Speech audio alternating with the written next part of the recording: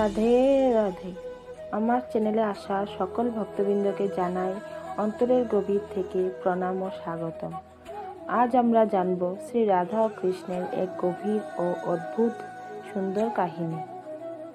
বৃন্দাবনের এক শান্ত সন্ধ্যা, যমুনার ধারে একা বসে আছেন রাধা। চারদিকে নীরবতা, শুধু বাতাসের মৃদু শব্দ। কিন্তু রাধার হৃদয় আজ ভারী। অনেক দিন ধরে কৃষ্ণ বৃন্দাবনে নেই।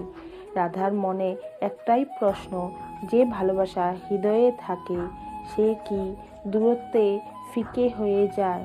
হঠাৎ হালকা বাঁশির সুর ভেসে এলো দূর থেকে। রাধা চারদিকে তাকালেন, কেউ নেই, শুধু সেই সুর। রাধা ধীরে বললেন, হে কৃষ্ণ, তুমি কি সত্যিই দূরে?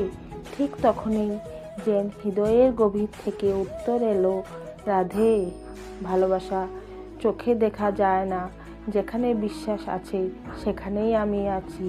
রাধার চোখে ভিজে উঠল। তিনি বুঝলেন কৃষ্ণ দূরে নন, তিনি আছেন বিশ্বাসে, তিনি আছেন ধৈর্যে, তিনি আছেন প্রতীক্ষায়।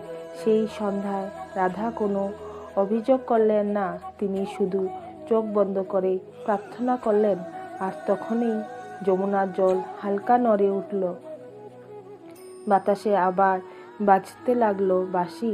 রাধা মৃদু হাসলেন, কারণ তিনি জানতেন যে ভালোবাসা নিঃশব্দ, সেই ভালোবাসাই সবচেয়ে গভীর। যেখানে ভক্তি আছে সেখানেই রাধা কৃষ্ণ বিরাজমান। রাধে রাধে। রাধাকৃষ্ণের এই কাহিনীটি আপনাদের ভালো লাগলে অবশ্যই লাইক করুন এবং কমেন্টে লিখুন রাধে রাধে। আর প্রতিদিন এমন ভক্তিমূলক গল্প পেতে আমার চ্যানেলটি সাবস্ক্রাইব করুন।